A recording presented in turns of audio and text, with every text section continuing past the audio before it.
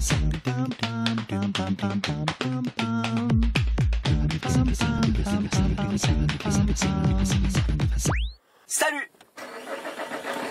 L'heure est grave. On apprend que les voitures polluent. Et pire que tout, un grand constructeur automobile a menti à toute la planète en disant que ces voitures ne polluaient pas, alors qu'en fait, elles polluent. Comment ? Eh bien en mettant un truc, un logiciel qui fait en sorte que la voiture ne pollue pas au moment où on fait un contrôle anti-pollution. D'ailleurs, en fait, maintenant, le problème de pollution est réglé puisqu'il suffit de mettre le logiciel en permanence pour que ça ne pollue pas. C'est un sacré coup pour le moral. Parce qu'on s'est rendu compte que les industriels étaient capables de nous mentir. À nous, les citoyens, les utilisateurs, les habitants de la planète Terre.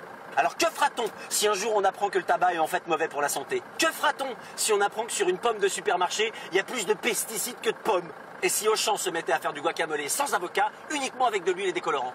Qu'est-ce qu'on ferait? Et si la plupart des restaurants français arrêtaient de faire de la vraie cuisine et nous vendaient en fait des produits préparés de chez Métro?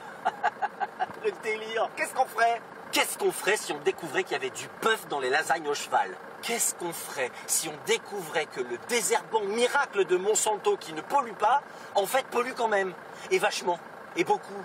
Hein? Qu'est-ce qu'on ferait si on apprenait que les mers et les océans, ils étaient tous pollués par des plastiques et des métaux lourds? Qu'est-ce qu'on ferait si TF1 n'honorait pas ses engagements culturels qu'il a fait au moment de son acquisition par Bouygues et qu'en fait il passait que de la merde?